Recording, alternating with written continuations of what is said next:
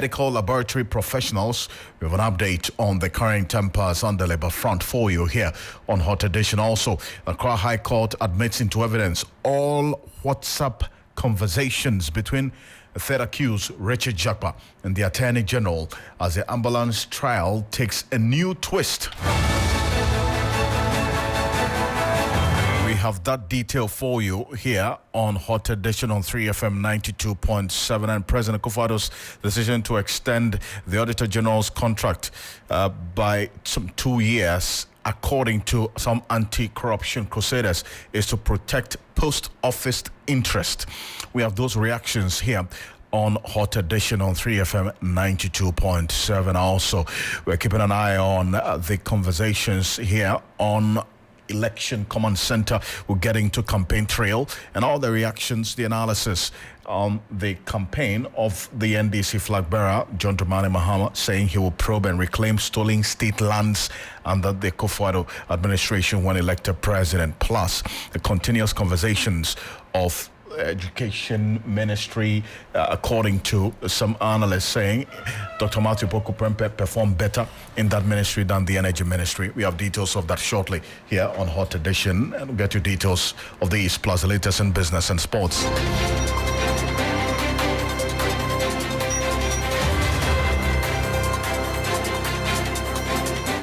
Enyonam Haliga is here with a summary of the news. Enyo.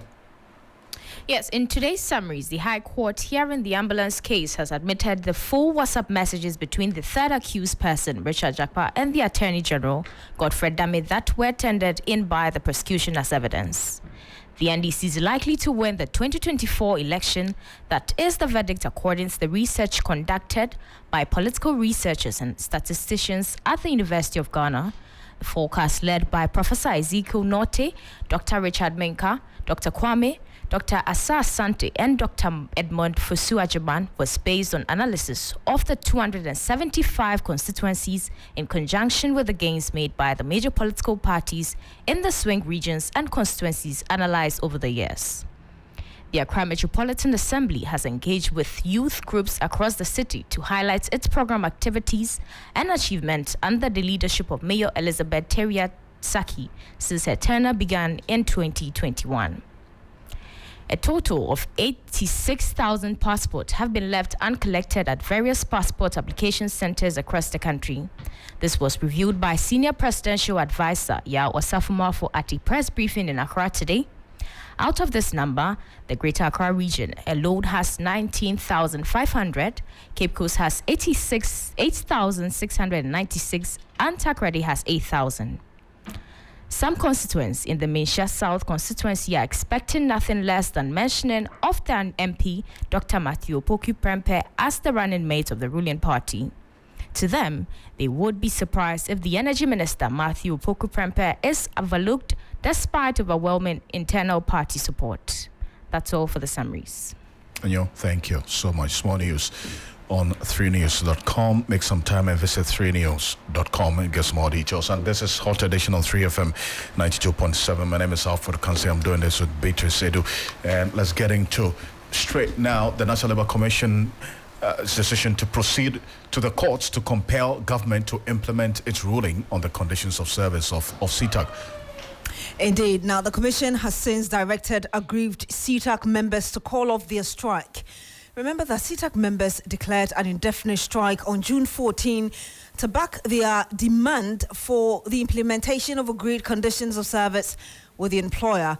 The group, in addition, is also demanding payment of suspended salaries for some of its members. The industrial action has affected academic activities across all the 46 colleges of education, with many students vacating campuses. At an emergency meeting convened by the NLC today, the Commission directed the tutors to return to the lecture halls. But the leadership of CTAC says it can only call off the strike after meeting with its constituent. Prince Obenhima is the president of CTAC. Tell us what transpired in your meeting. I think CTAC, we had been consistent that ours is one of the legal strike actions of the century. We had followed due process. We got in there, made our narrative forcefully, the commission, after listening to our submissions and defense and what have you, has said that they have even taken the initiative to go to the court or take the employer to the court to, as it were, compel them to comply with the directives. And then we are to report back on the Thursday, that is today's week, on 26th Thursday of this month. We are to report back. Yeah, so the NLC will go to court on the 26th, seeking to get the government to comply or the employer to comply. And then on the 27th, the following day, both parties, the CITAC and the employer, have been directed to appear before the commission. Meanwhile, the commission has directed that on the basis of that, CITAC calls off the strike action. So that's what happened. So you're calling it off? We are in early days yet. We won't make any comment about it for now. You're coming from a court and there's a directive. So one side of the directive is to make you happy. That is commission going to court to enforce its ruling. The other leg of the directive is that call off your strike. Mr. President, you are in charge of the association. Are you calling off? We are saying that we came here to seek full implementation of the arbitral awards. And as we speak now, the arbitral awards have not been implemented. So we are unable to, what we can tell our members is that the strike is still in force. So we are going to, as it were, take decision going forward. But the strike is still in force. Are you not being too adamant? I think it takes two people to be adamant in this business, because you look at the fact that the commission gave clear orders, arbitral awards, 1 year ago, and the awards are yet to be implemented. And interestingly, we reminded the commission that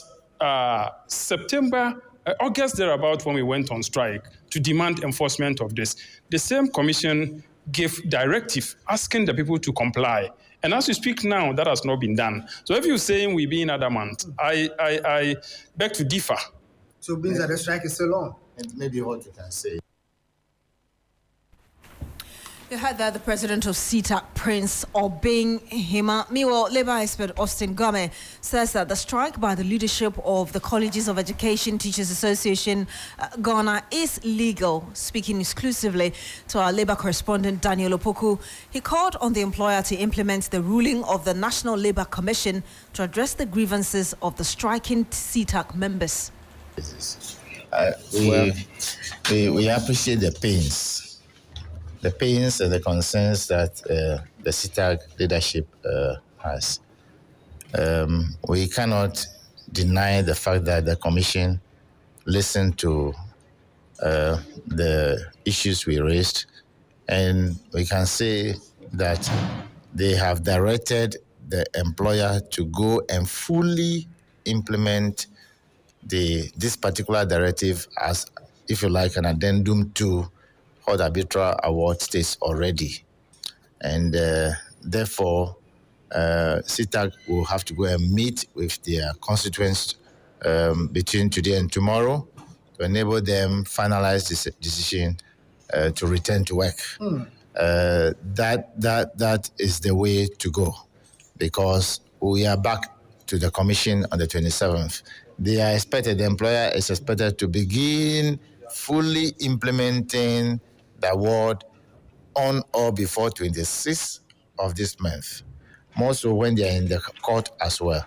So we strongly believe that we must be seen respecting the orders of the commission as well, and we'll urge that we will go and meet our constituents and talk to them and have this matter put behind us. Thank you very much, Sir. Thank you.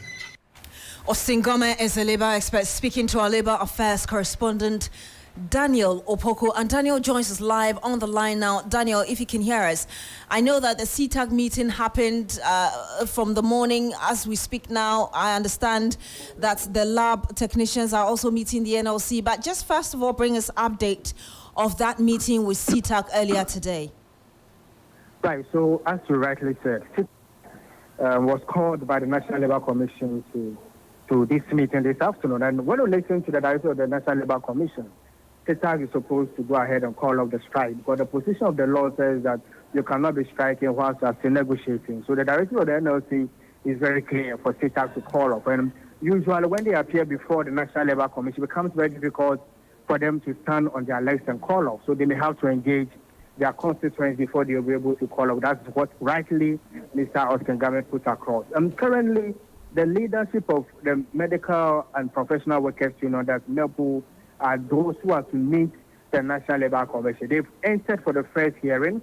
The commissioners asked them to leave so that they will have their own internal discussion and take a decision and give a ruling. So from the next hopefully by the next 10 to 15 minutes, there should be a ruling from the National Labour Commission to the members of the lab scientists. But one of the major directives I foresee. I'm sorry, we just lost Daniel Opoko, our Labour Affairs correspondent, on the line there. But Alfred, I mean, this is getting a bit more difficult because it looks like both parties have, stances they don't want to move from. Absolutely, and if you listen to Ocansey, he talks about the legality otherwise of this strike. The National Labour Commission is going to court on this matter, and he is convinced in his mind that the decision by CITA to go on strike is very legal, and they have the right to do so, while also NLC now going to court to compel government to fulfill its side of the bargain. And that's where, for me, I see that middle ground, because if the NLC is going to court, it means that they are convinced that government is not doing right by the CITAC people, right? And as to why, based on that, they would say that CITAC should also call off their strike. Obviously, it's in the interest of the rules governing negotiation, and so that if you're negotiating, you cannot be on strike when the negotiation is ongoing. But you do understand that this is a clause, as it were, that employees have never been happy with. Every time they will say you haven't fulfilled our bit, but you always go to court to compel us to call off our strike, which is our right as well, whilst the government or our employers haven't fulfilled their bit of the bargain. I think Daniel Opoko is back on the line with us. Daniel, you were telling us, just continue with what you were giving us earlier about what's happening. Right. So, Beatrice, the point I was making was that one thing I foresee from the National Labour Commission with regard to the ongoing strike will be that the lab scientists should call off their strike and allow negotiations to resume. That will be a major directive from the National Labour Commission. Then going forward, there will be further engagement. The directive of the NLC will not be too much different from the earlier directive they gave to the members of CITA. So basically, that's what is happening now. Now members of the lab scientists are out, and the commissioners are taking a decision. In the next 5 to 10 minutes, they'll call them, then they'll give their ruling. Daniel, before you go, Alfred and I were just having a conversation about finding middle ground. And the point I was also making earlier was that a lot of the time, the employees complain that our employers haven't fulfilled their part of the bargain. Yet when we embark on our human rights or our constitutionally mandated right to be on a strike, then we have NLC going to court to compel us to call off what we think will bring us what we need. Do you anticipate any sort of middle ground on this moving forward? Right. So even before we come to the middle ground, usually when you have a labor group raising concerns about their demands and they rise officially to the other party, i.e. government, and government somehow does not proceed to meet them strictly, that is when they have the labor union withdrawing their services. What the labor unions have realized is that government only understands the language when they embark on a strike or demonstration or picketing in the various instances. So when they are able to do that, that's when you have the leadership of government stepping in to get the issues resolved. Beyond that, then we realize that there should be some kind of a dialogue.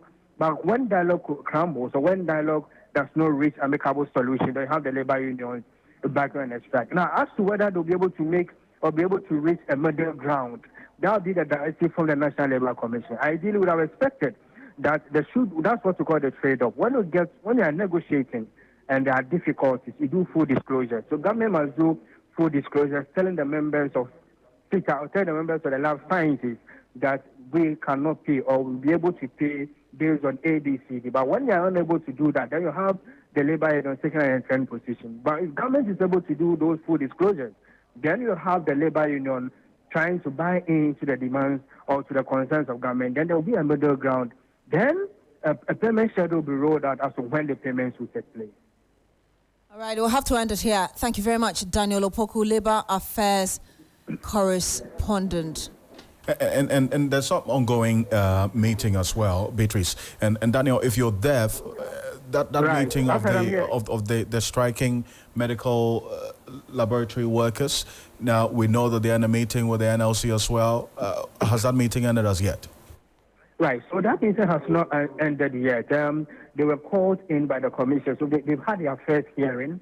The commissioners listened to the side of the Medical Law Sciences and also listened to the side of the Fair Wages and Salaries Commission. They are the lead government agents when it comes to salary and salary negotiations. So they've listened to both parties, and now they are having their own internal discussion. Then they'll take a decision. Then a ruling will be given. That's currently what the National Labour Commissioners are engaged in now. Perfect. And thank you so much. Right. Thank you very much, Daniel Opoku. I think we do have on the line with us the president of CTAC, Prince Obehima. Unfortunately, we lost him. We'll try to raise him back on the telephone to get some more details on this. But that's what's happening right now. And we're keeping an eye on that. And a number of persons have also been reacting to that strike by the laboratory professionals, medical laboratory professionals. The first-time pregnant women, Beatrice, in need of antenatal care, face heightened risk due to the ongoing strike by the medical laboratory professionals. Approximately 50 pregnant women who rely daily on laboratory services at the Koforidua Polyclinic, for instance, are currently stranded. And Sekinatu Yahaya is a first-time pregnant woman, is unable to opt for access to essential services from private laboratory facilities due to the high cost involved. And this is quite troubling, and she's not alone in this, but this is what she had to say. We love for no strike. And so we more for our bonds, any boy do what we to face canon to me. And I'm so 51 on the banner. But I'm not the action. I'm feeling to me, so it's yes, you are buying. So, on your yes, you're not love.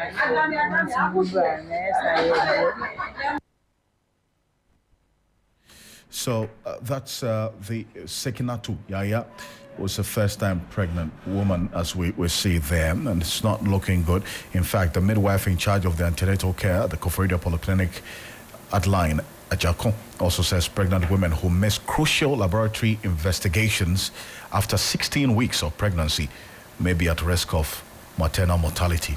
That's the seriousness of the situation right now. That's what we're dealing with, and it's something we keep an eye on as well, because we're looking at how the situation is playing out across the country, because this is a nationwide strike. I hope that they will listen, because this afternoon we spoke to the vice president of this group, the Labs Association, and he didn't seem to give any answer as to whether or not the members were concerned about some of these critical things you just talked about. Let's go back to our earlier strike, which is by CTAG and the directive to have them call off the strike, because now the National Labour Commission is resorting to the courts to compel government to implement its ruling, the reason why they are on strike. Prince Obehima is president of the College of Education Teachers Association of Ghana. CTAG is joining us on the telephone. So Obehima, good evening. Thank you so much for joining us on Hot Edition. Good evening, Alfred, and good evening to your cherished listeners. Okay, first off, let me say we just came out of NLC's building a couple of minutes ago. And, the following things are clear. One, the NLC, realizing that our strike is very legitimate, did not make any pronouncement that our strike was, illegal. And then two, it's also important to mention that the NLC indicated that they have taken steps to take our employer to court to, as it were, compel them to comply with the arbitral awards. And that confirms our earlier position we have held, that that was the needful we expected the NLC to do. The NLC is also asking the government to implement the arbitral awards according to the dictates of the staff audit that was done, so staff audit implementation. Now, in view of all of this, the NLC has also advised the association, let me choose my words carefully, they have advised the association to take steps to, as it were, call off our action. So, tomorrow we are going to have a meeting with our advisors and the National Council in whose hand the strike, resides, so that we have a conversation and we'll be able to make further pronouncement on the matter. So that's where we are at the moment. So if you're choosing your words carefully, as you're saying, they advised you to take steps to call off your strike. That means that it is not binding. It's not a directive on you to call off the strike. It's an advice. Is that what you're saying? In court, when they say you shall do this, it's not a matter of it's there.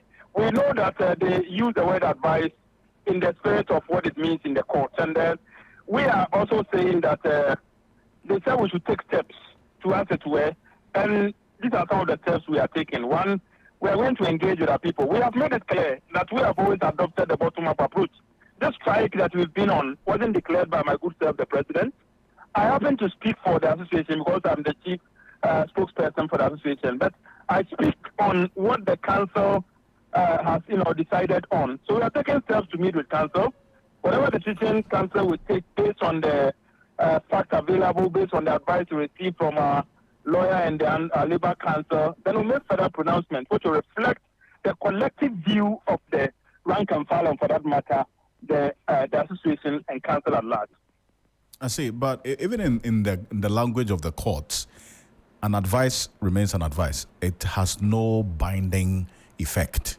So, and that's why I wanted us to qualify it clearly, because you indicated before making that statement, you predicated it with a condition that you wanted to choose your words carefully, that you have been advised to take steps to call off the strike. In the words of the NLC chair or the NLC authorities who were there in this meeting that just ended, did they tell you that go and call off the strike, or we are advising you to call off the strike? They're two different things.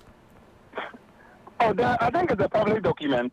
The ruling will come out tomorrow, and then everybody will see. We were asked to take steps, or we were advised, to take steps. So those are the words that were used. And then I am not in a position to give my personal interpretation to it. I leave it to the council. I give it to our people. I give it to all of us to tomorrow make further pronouncement out of that. Right, but will this decision by the NLC to proceed to court to compel government to implement the ruling on the conditions of service, reason why you're on strike, be a good enough move, or as it were a gesture that would influence a decision on calling off the strike? I beg your pardon, sir. I'm a moving vehicle, so if you can read it, I would respect. I was saying that the decision by the NLC to proceed to court to compel government to implement the ruling on the conditions of service, one of the reasons why you're on strike, will that be a good enough gesture to get you to consider calling off the strike? A determination to be made by the council, and then when we have reviewed the situation, just suppose it with past events, and for that matter, sought advice from our people, then we'll be in a position to make definite pronouncement on that. I see. At this point, we've seen what's happening at the colleges of education. I'm sure you're keeping tabs on that as well. Does it concern you? We are more concerned than our employers. That's why we have taken steps we have taken this legal, action by embarking on a legal strike, so that the matter will be, resolved once and for all. So if the commission gave orders 1 year ago and it's not complied, and we have taken legal action to compel you to comply for sanity to prevail, I think we should be credited as being more concerned. I see. So when are you going to meet the council, this council meeting, to determine whether or not to call off the strike? Tomorrow by the close of the day, hopefully, we should be able to have it. Tomorrow by close of day?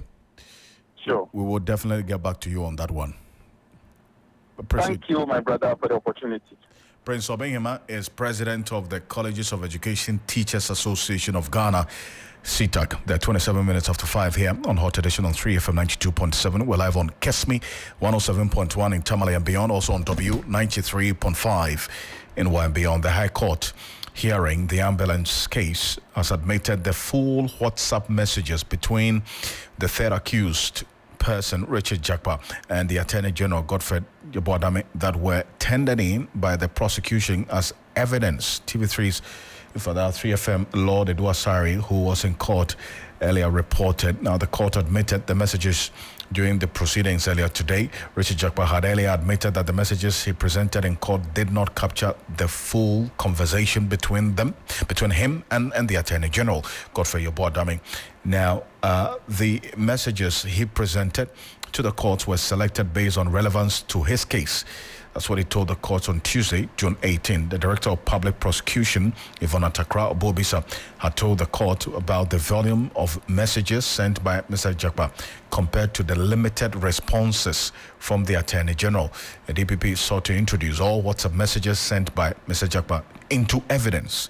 Now, what's happened is that Richard Jakpa acknowledged introducing himself to the Attorney General before the trial and obtaining the Justice Minister's contact information through his cousin, Supreme Court Judge Justice Unique Kolende. First off, I want to take a listen to what happened, transpired in court today. Colleague Lord Edwasari is going to be joining us in a bit. But this is the Deputy Attorney General, Alfred after the court proceedings today. Tuesday was chapter 1. Today, chapter 2. You witnessed it. You heard matters. You make your own judgment out of what you heard. You heard issues about someone operating in the underworld and someone using his legal skills, declaration of war against the Attorney General. All this came up. So, interesting proceedings. What do you make of the fact that the Attorney General rejected an appeal he made to him to make him a witness when he said you couldn't get him something he had requested for? That is the prerogative of Attorney General, and we use witnesses that we think will further our cause. There was no decision to use him as a witness. The only decision was to use a witness that we have penciled to call. And so I think it was of no moment to us. Use him as a witness. But with the nature of the cross-examination today, are you satisfied that you are putting across your team, looking at the kind of testimonies he has told across earlier? Oh, yes. We've been putting across our case. We started on Tuesday.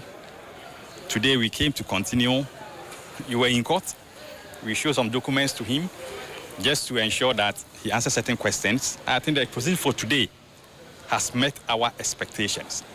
If you look at the WhatsApp message that, in fact, the document that you intended, you made the allegation that there were some omissions and the document was not complete. Even though the court admitted that, what's your reaction? We tendered what we had on our phone, 100%. If he has others, he knows what to do because he's still in the box. What do you make of the claim? He made the point that there was never a plea bargain discussion between himself and the Attorney General. We will get there. They are documentary. We will get there. Today we'll go to a certain point. So we'll come to the chapter 3 and you hear all those things. And how are the claim that he has declared a war on Attorney General? I think it's quite unfortunate, to be frank with you, because that declaration of war, according to him, whether he is acquitted or whether he's convicted, he's declared that war. So he has put us on notice. And so the needed steps will be taken. If indeed he said it to the Attorney General at his cousin's house, he should be aware of that already, not in open court. AG has not admitted such a thing. And so now that we've heard it in open court, you will take the necessary steps. As in security-wise for the Attorney General? We'll take the necessary steps. What would that step entail? That step, when we take it, you'll get to know it. So that's the Deputy Attorney General. That's Alfred Yeboah there. Also, Phyllis Kwachofosu, who's a member of the NDC, is also a parliamentary candidate on the ticket of the NDC, who, together with other members and leadership of the NDC, were in court today, also had this to say after the court hearing earlier today. Richard Jakpa may be in the dock, but it is the character of the Attorney General that is on trial. It is instructive that despite the Attorney General's presence in court, it is the DPP that is doing the cross-examination. Perhaps he says a lot about what he perceives the case of Richard Jakpa to be. One would have thought that an Attorney General who has acted rather rambunctiously over the period and has insisted on cross-examining every defense witness and leading prosecution witnesses would suddenly develop cold feet and would be unable to ask pointed questions of someone who has frontally accused him of clear wrongdoing and rather get the DPP to do the cross-examination. That That is telltale. That indeed is telltale. You would imagine that he would gather the same confidence, the same gusto, the same bravura with which he cross-examined previous defense witnesses. Why the sudden cold feet? Why is he unable now to go toe-to-toe? To go toe-to-toe with the man who is confronted. If I were in that position, I would do it myself, insofar as I believe that I am innocent of the claims that Mr. Jakpa has made. Should that not strengthen your case, rather? Well, we believe it does. Anybody who observes this case would know that the AG's sudden cold feet and inability to question Mr. Jakpa himself raises significant eyebrows. In any event, I think that was a revealing day in court today. Mr. Jakpa stuck to his guns. He insisted that the Attorney General met him clandestinely on a number of occasions with a view to getting him to implicate A1. He also revealed fierce exchanges between himself and the Attorney General upon realizing that he had been deceived by the Attorney General with promises that he could not keep. He recanted how the Attorney General promised him at some point that he was going to ensure that he was discharged at the submission of no case stage. That did not happen. So Mr. Jakpa indicated that he developed significant angst against the Attorney General and thought that it was necessary to out him, to put the things that they had been discussing privately in public so that everybody sees what was happening. The prosecution attempted to discredit Mr. Jakpa's testimony, but at the onset of the cross-examination today, Mr. Jakpa's lawyers raised issues with the authenticity of the so-called 68 messages that the prosecution says were exchanged between the Attorney General and Mr. Jakpa. They contended that some of the messages did not add up to the numbers. Indeed, Mr. Jakpa himself recounted that he does not believe that the messages, including those that were deleted and recordings of phone conversations, would add up to 68, as the AG side claims. The judge said that should be left to her to decide on when she came to consider the totality of the case in her judgment. So the cross-examination proceeded. The AG attempted to douse the potency of Mr. Jakpa's testimony, but he stuck to his guns. He repeated some of the things that he had said before that you in court have observed. He insisted that his initial contact with the AG was limited to explaining his side of the story to him because he believed that the AG was not fully aware of the facts and therefore may have been mistaken in adding him to the people that were being prosecuted. So he thought that an engagement with the AG, at which engagement he had the opportunity to spell out the full facts and furnish the AG with supplementary documents, was going to lead to the conclusion that perhaps he had no case to answer.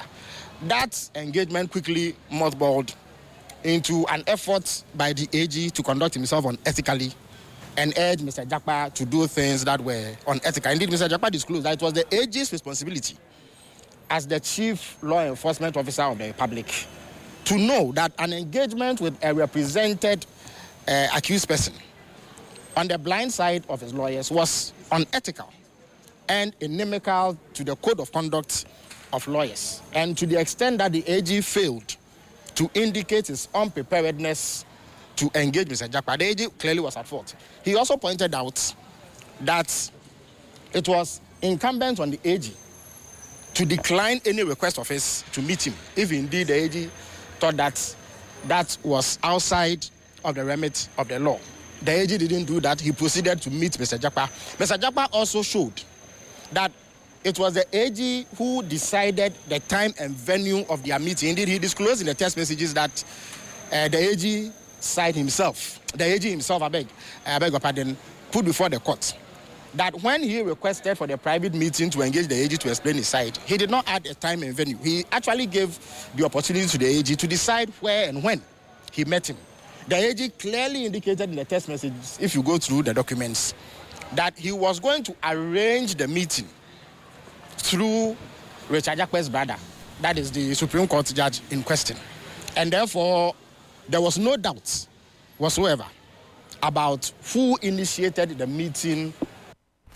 Well, so that's Phyllis Kwachofo, so that is the former Deputy Communications Minister and then also the parliamentary candidate of the NDC in the Ibra Sable Kwamankese constituency there earlier today after the court hearings. And my colleague, Lord Edwasari, who together with some journalists spoke to him, is joining me on the telephone. He's our legal affairs correspondent. Lord, paint the mood in court for me and what exactly transpired in there beyond what we've heard from these persons after the proceedings today. Right, so Alfred, today was another day or session where the presiding judge had to, on a number of occasions, caution Richard Japa because of the manner in which he was answering the questions. Now, at some point, Richard Japa indicated that the Attorney General, although he was not cross-examining him, he alleged that the Attorney General was heckling him and that he was making certain commentaries that was intimidating him as a witness.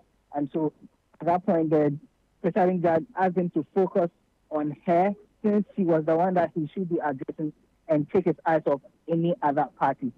Now, on a number of occasions, he made certain, depending on the kind of questions that was thrown at him, certain assertions that he made would put the courtroom into a fit of laughter or certain memories and various other things, Alfred. Like you heard the former communication minister say, Richard Japa also indicated that through the cross-examination by DPP, even as Asra Obobisa, indicated that it was the Attorney General who arranged a meeting between himself and Richard Japa at the home or the house of the Supreme Court Justice Yemi Kulendi. But the prosecution indicated that that was false because going by the exhibit or the evidence that they had in court, there was no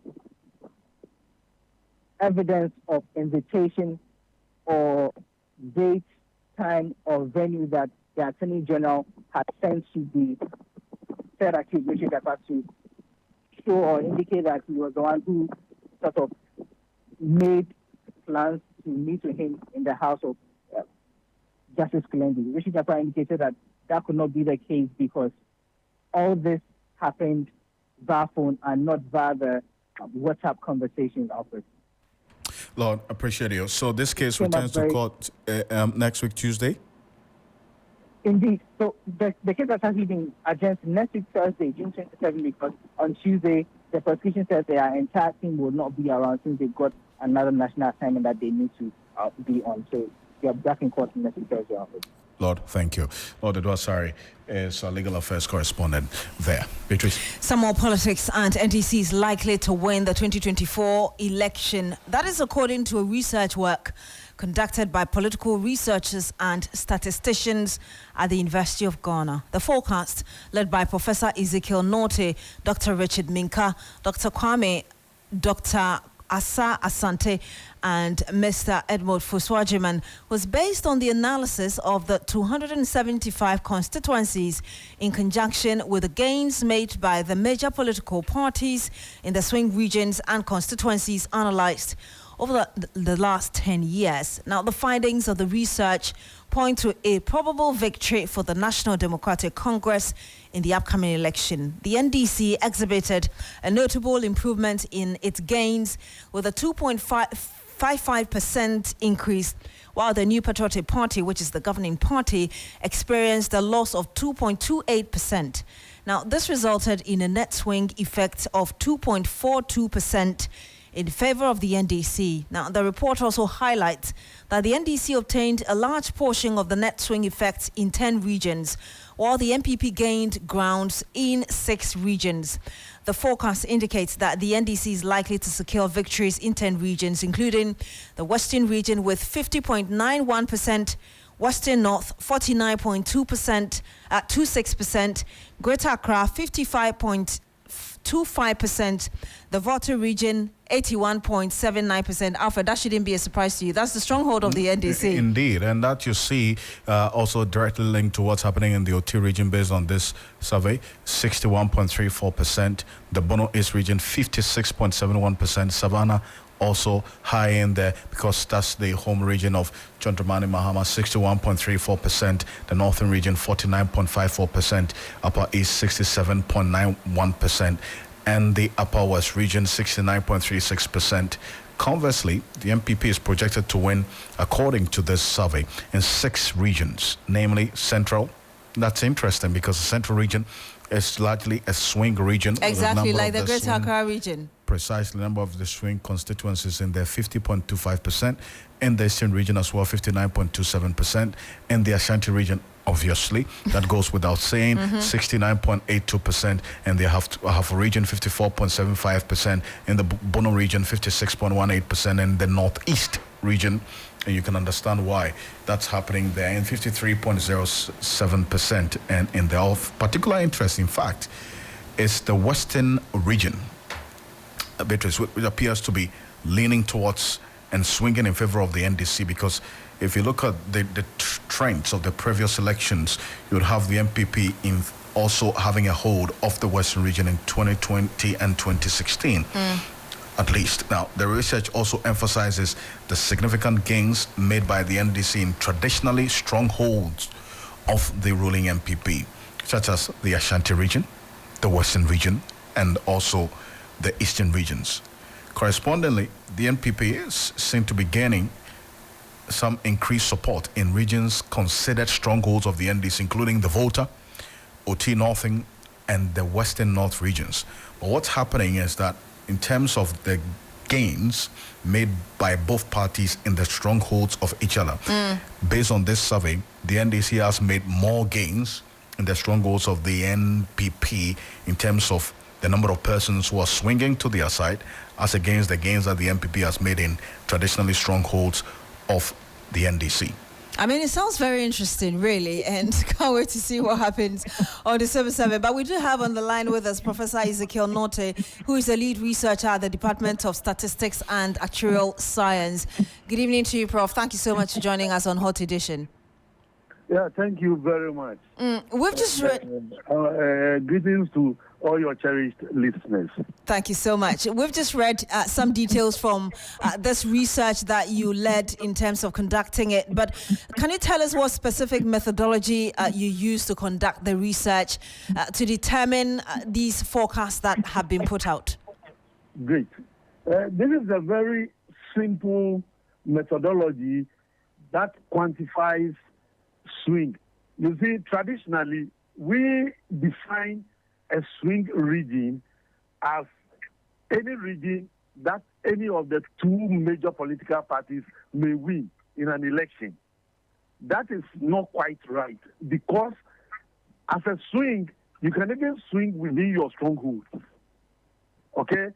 So the definition of the swing, which we are using in this methodology, is to have 2 rounds of data, which is the 2016 general elections and the 2020 general elections.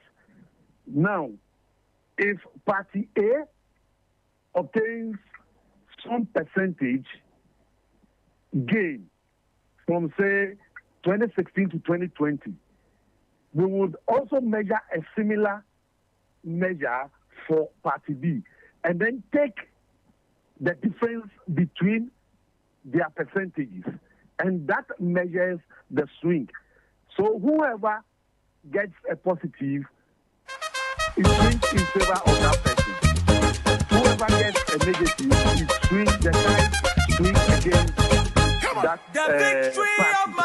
And it means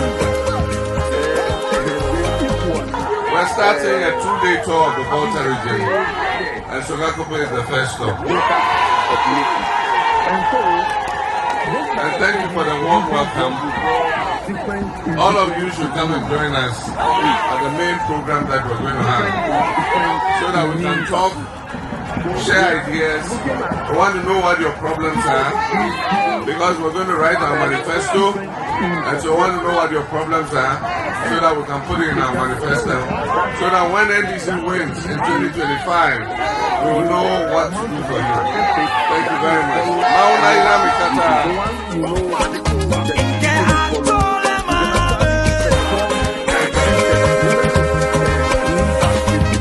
Or not. So we actually quantify these swings for 275 constituencies. Though I didn't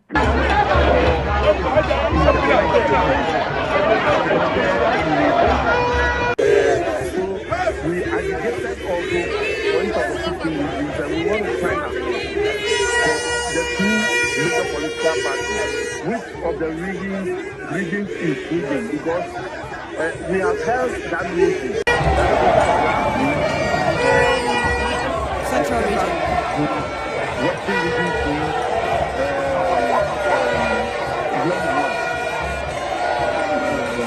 one of the regions. So All regions will be swinging.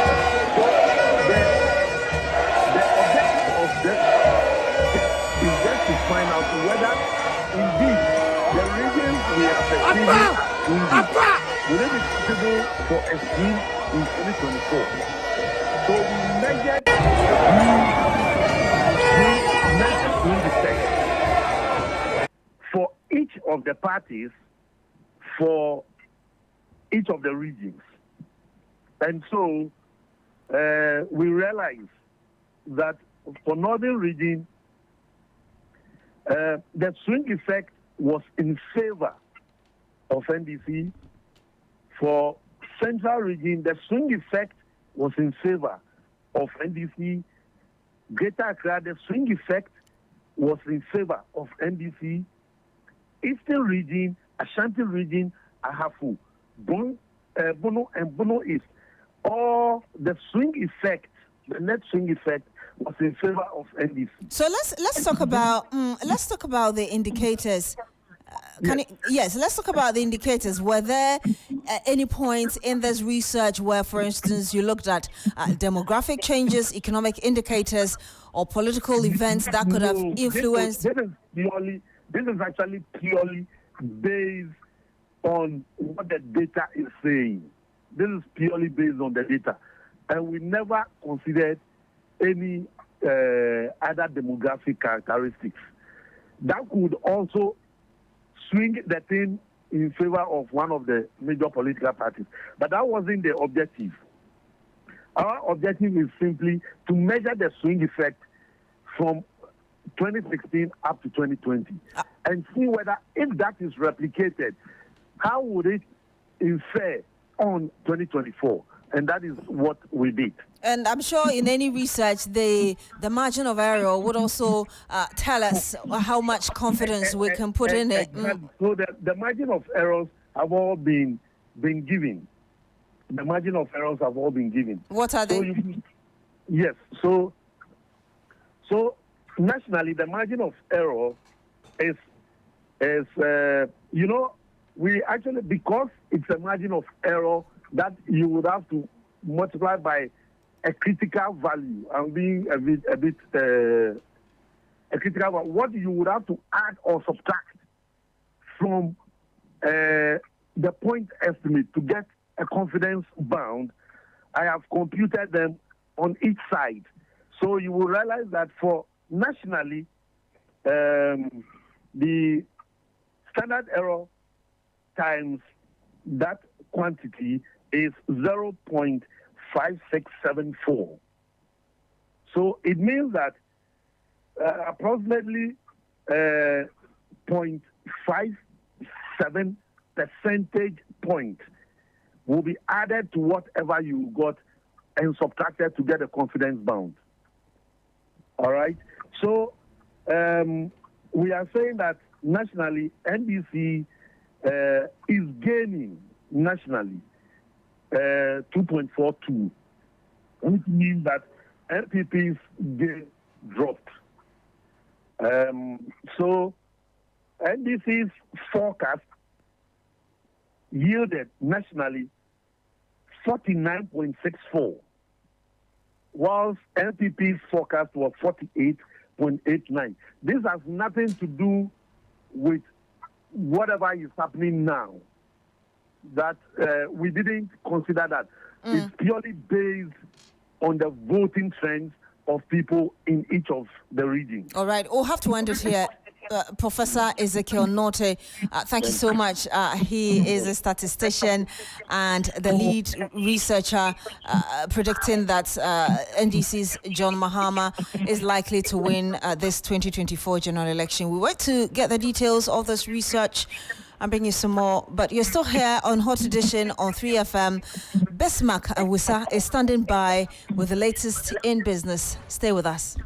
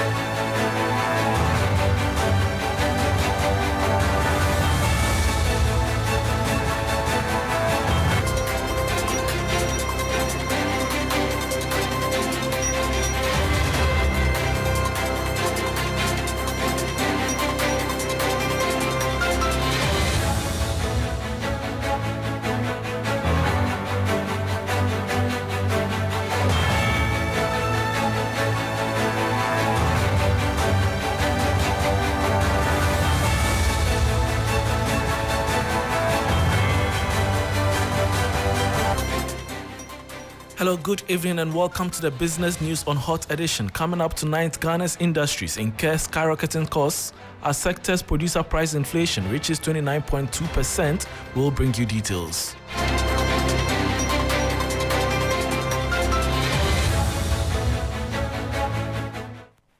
My name is Bismarck Awusa. Thanks for your company. Now to our very first story. Ghana's industrial producer prices skyrocketed in May 2024 with the industrial producer inflation reaching 29.2%. This marks a significant increase from April's 20.2% and the worst year-on-year performance in over a decade. There is more in the following Business News Desk report. This has significant implications for both businesses and consumers, as it can translate to higher prices for finished products.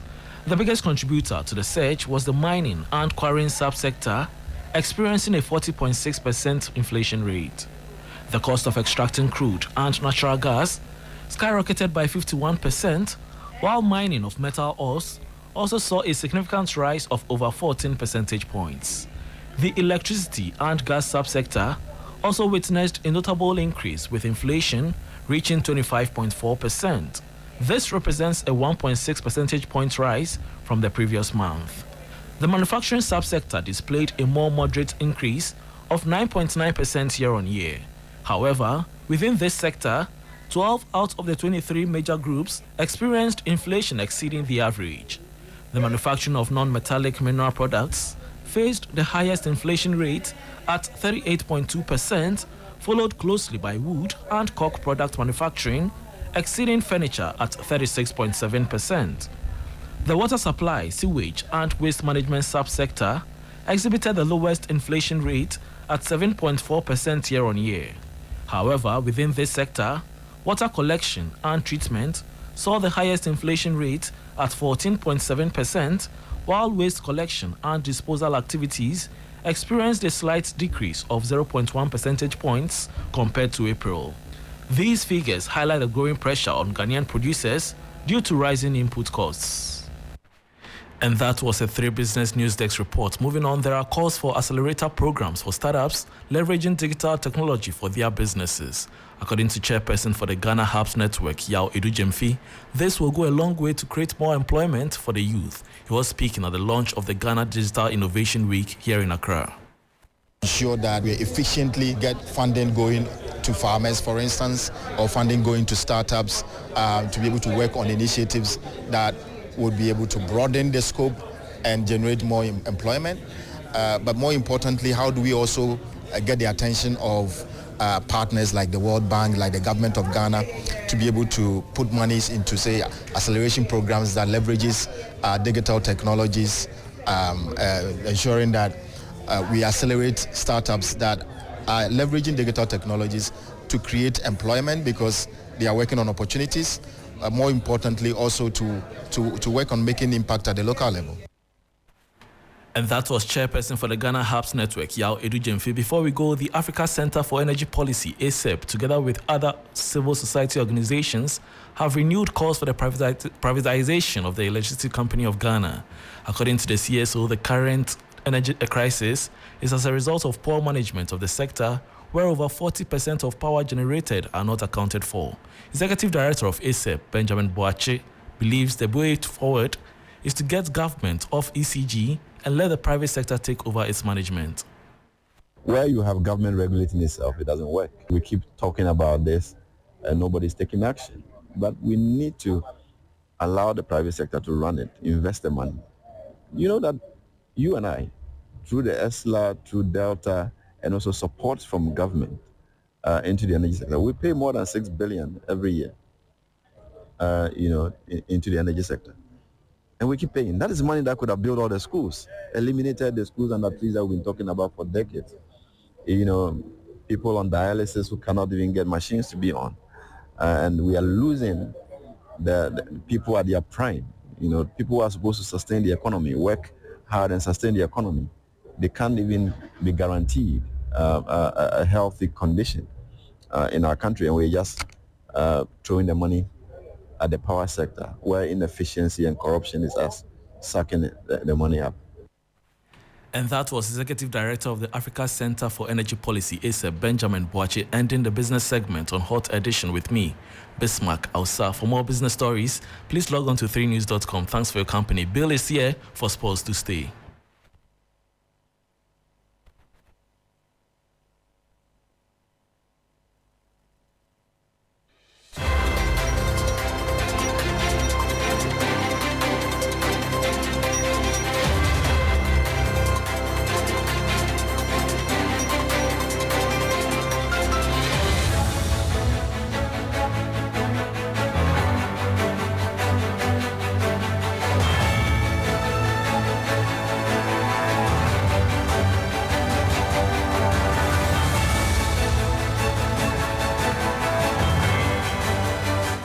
Hello, good evening and welcome to the sports segment here on the 3FM Hot Edition. My name is Billy Shen. Starting off from the local scene, Asante Kotoko earlier this week released 18 different players, including goalkeeper Ibrahim Danlad. Now, Danlad joined Kotoko in 2016 and has been a mainstay for the club for years, helping them to clinch the 2021-2022 Ghana Premier League title.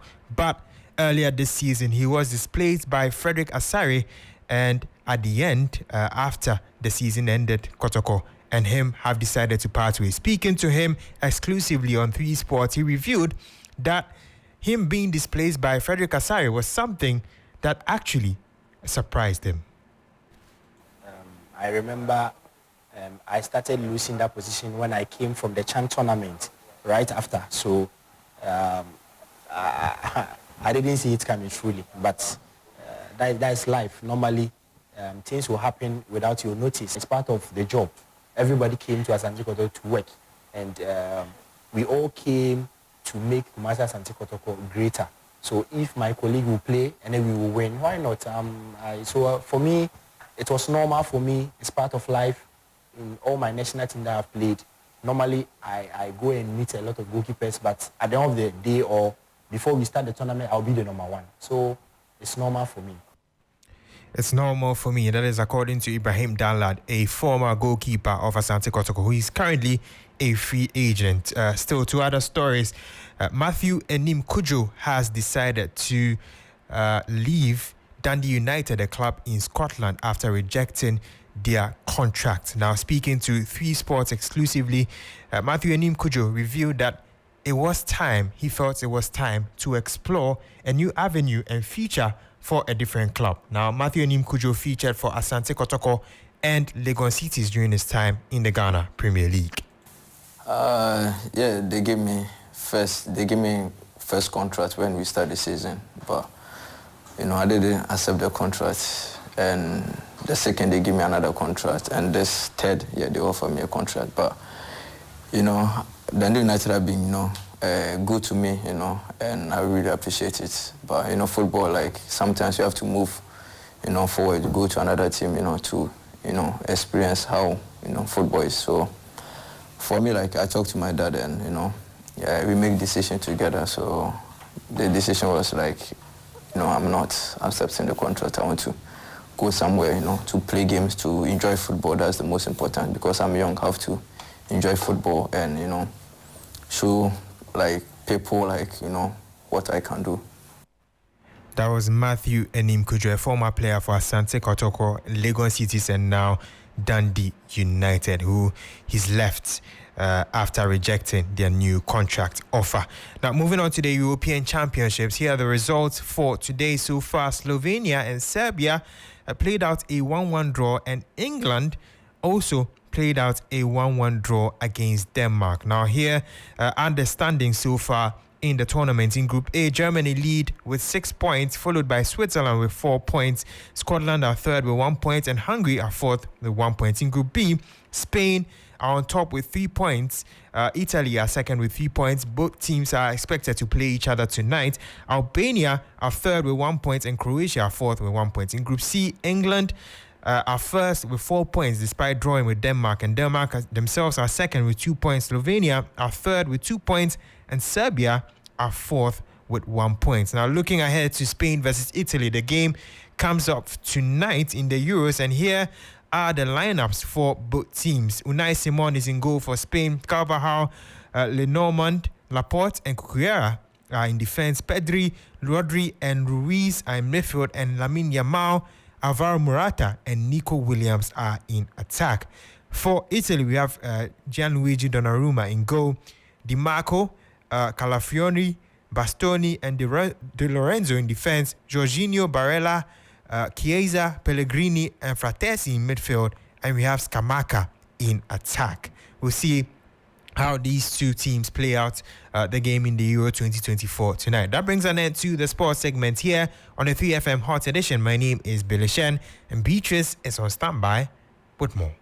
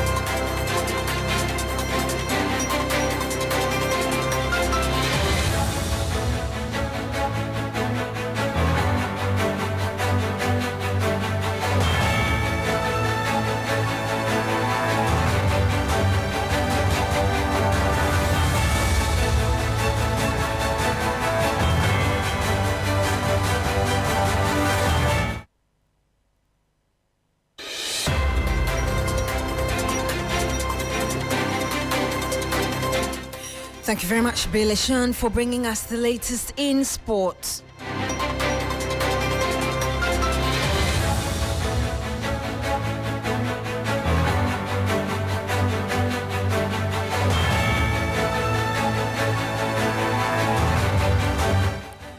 And you're still here on Hot Edition on 3FM 92.7.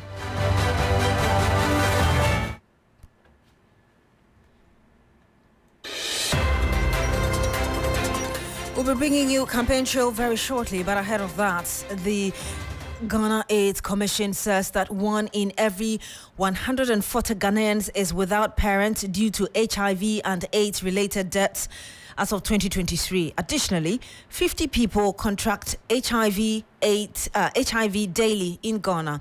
Now, let me walk you through the 2023 report by the Ghana AIDS Commission. It says the total number of individuals living with HIV is currently 334,095.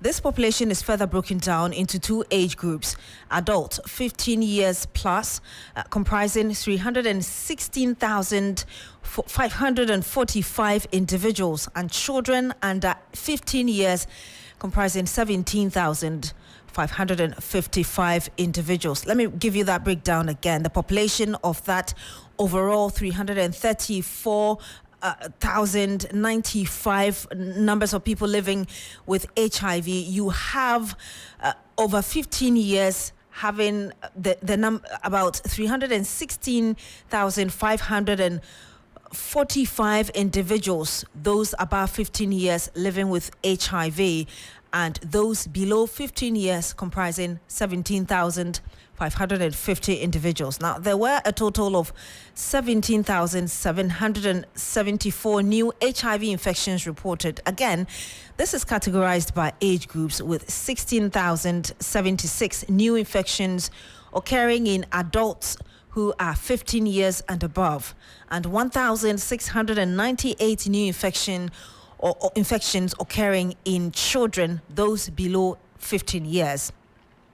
The total number of deaths attributed to AIDS is 12,480. Similar to the previous data, this is divided into two age groups: 11,082 deaths among adults who are 15 years and above, and 1,398 deaths among children, those below 15. Now, according to the Ghana AIDS Commission, as I told you earlier, 1 in every 140 Ghanaians is without parents due to HIV and AIDS-related deaths as of 2023. When you go to the regions, it says the top 5 regions leading in HIV and AIDS infections are the Greater Accra region with 82,745 cases, followed by the Ashanti region with 66,322 cases. In the Eastern region, you have 40,963 cases. The Central region, 26,233 cases, and the Western region, 23,338 cases. Let's get some more on this. Okay, we will be bringing you more later. We stay on health because the minority in Parliament has served notice to protest on the streets if the government fails to clear all the Global Fund commodities after the expiration of its 2-week ultimatum. It is emerging that after efforts by the Health Minister to clear the Global Fund containers at the Tema port, there are a good number of containers left uncleared. Ranking member on the Health Committee, Kwabena Minta Akando, spoke to the media earlier today. We addressed you on the locked up commodities and medications at the port. And as you know, we, the members of Parliament from the minority side, will not relent on our effort to push government to clear these lock-up commodities and drugs until they are cleared from the ports. And that must be put on record. And as we speak now, today, not all the containers containing drugs and commodities at the port have been cleared. We are a group of reasonable people.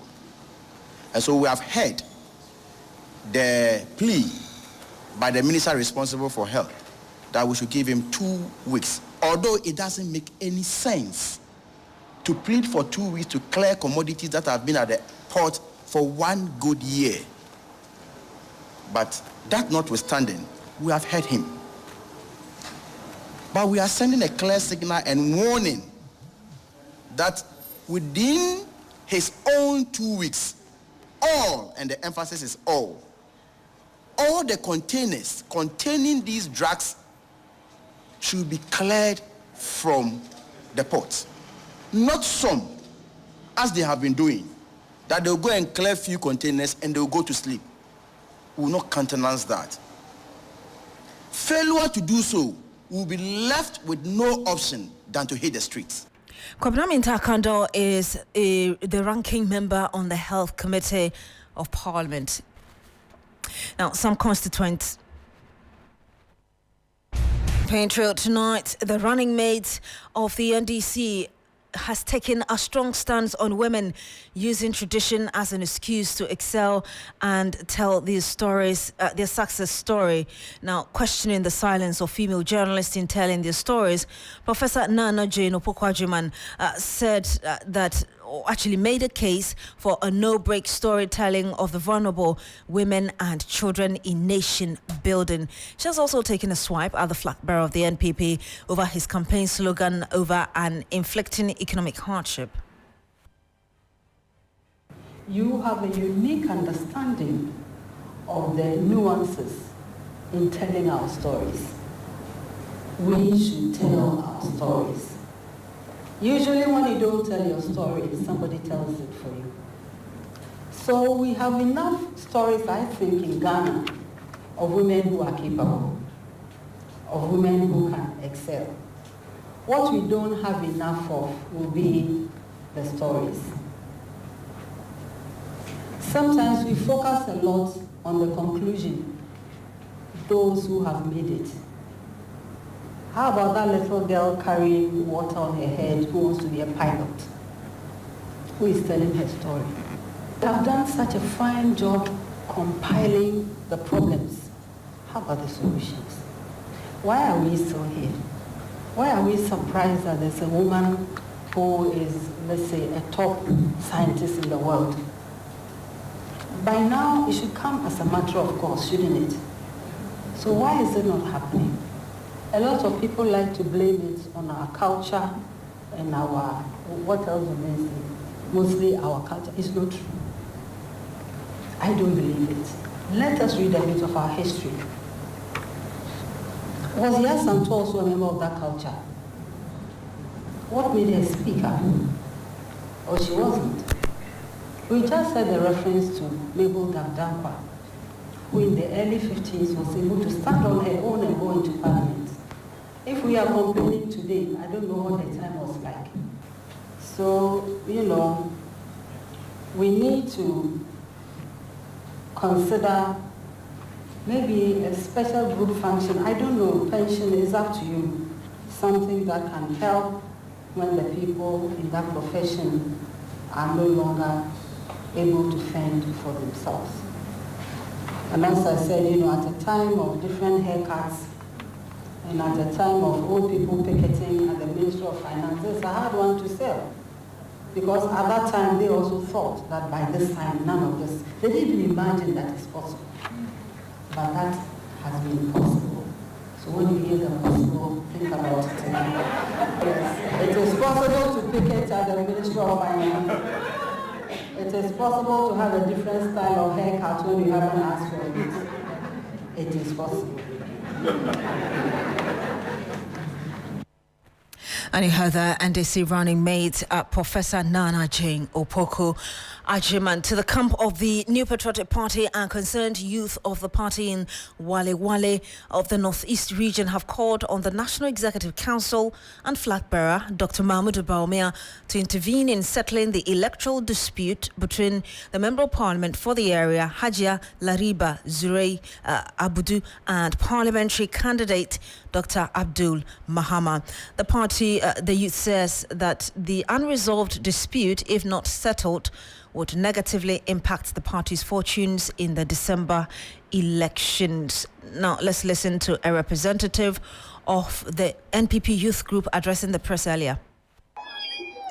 The MP's claims of being cheated have caused worry among party members, as he was a cabinet minister who commanded party structures in the region and had her campaign team present throughout the voting and counting process to the announcement of the EC.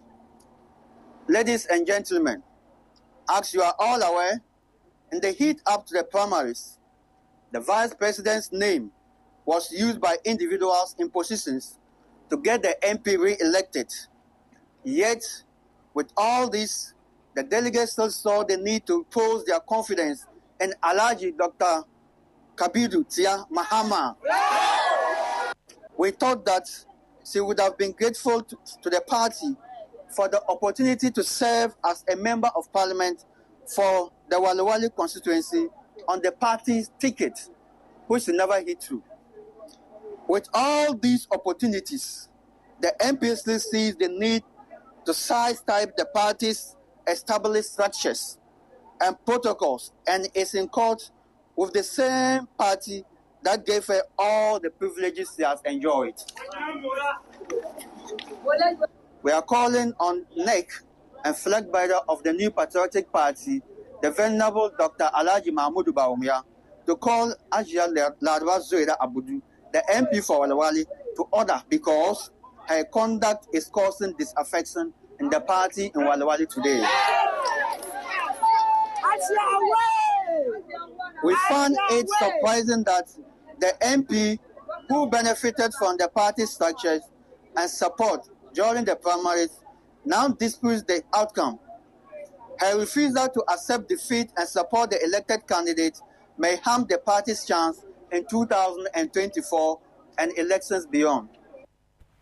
Joseph Zukuri is a member of the NPP youth in Walewale, asking for the party to intervene in that fight between Hajia Lariba Abudu and the parliamentary candidate for the area, Dr. Abdul Tia Mahama. You're also here on Campaign Trail. Now, some constituents of the Menchia South constituency are expecting nothing less than the mentioning of their MP, Dr. Matthew Opoku Prempeh, as the running mate to the NPP's candidate, flag bearer, Dr. Mahmoud Bawumia. They say they would be surprised if the Energy Minister, Dr. Matthew Opoku Prempeh, is overlooked despite overwhelming internal party support. Take a listen. As the saying goes, the voice of the people is the voice of God.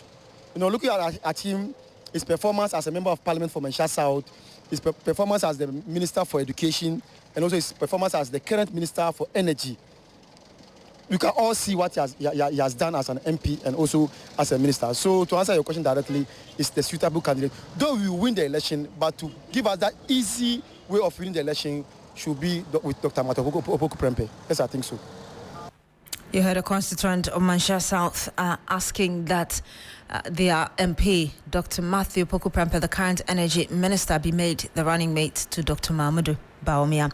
Now, it was a chaotic scene in Parliament today after the minority arrested government business over the lack of quorum of members. Not more than 50 members from both sides of the House were in the chamber after 6 hours of delay. An angry minority forced the Speaker to suspend the House and eventually adjourn over the lack of numbers to conduct business. Take a listen. And I believe that my term is not different from that of the Speaker. And it's now 3:57. It's far more than 10 minutes. Mr. Speaker, the standing order 64. Order 64.3. No, order 64.3. No, 4 says that the person presiding shall direct the clerk at table to cause a bell to be rung. Continue the business of the House for a period of 10 minutes. Mr. Speaker, can you direct the clerk at table to conduct a head count? They were recognized. No, we must correct that. Honorable Chief Whip. You were recognized. When you walked in, you were recognized. And when you walked in and you got up to speak, you were recognized. Let that go on the records. What is that? I don't know the time you are using. My time is not up yet. I'm monitoring my time. So when my time is up, I will obviously ask the clerk at table to conduct it. So, Mr. Speaker, my time is not up to 10 minutes. That the bell was rung. When the bell was rung, we all heard it. If you are telling this House or me that you are using your time, Honorable Beji, I'm left with 2 minutes. I can do with 1 clause before the 2 minutes. There is no law working. This standing order regulates the conduct of the House. If our own standing order says it, why? No. A constitutional issue, and obviously nobody can ignore it. I'm saying the time I called the bell to be rang, I'm left with 2 minutes. The framers of the 1992 Constitution never contemplated that a speaker will have a special time different from the time. I'm using this time. The time there. I'm using this time. Mr. Speaker, we were in the chamber and we were all watching the time when I made. Don't forget, Mr. Speaker, I used Article 102. Honorable Clerk at table. Clerk at table. Mr. Speaker. Clerk at table. Mr. Speaker, we are not asking you now. Clerk at table. Mr. Speaker. But so how will I know that the number here is not up to 10? Mr. Speaker, we have to count. You let them do the counting. So table. Mr. Speaker, clause 44, no advertised amendment. I so move.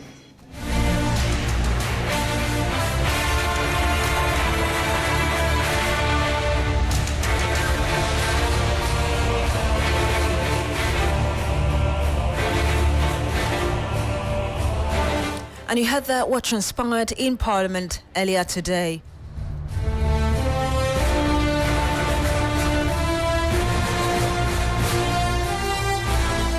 And that's how we end Campaign Trail here on Hot Edition.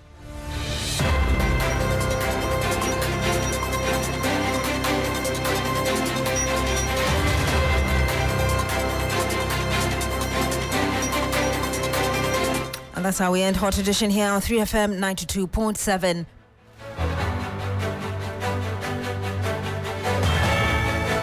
My name is Beatrice. Thank you very much for joining us today. I did this with Alfred Ocansey. Log on to 3news.com for more news. Have a good evening and do enjoy the rest of our programs.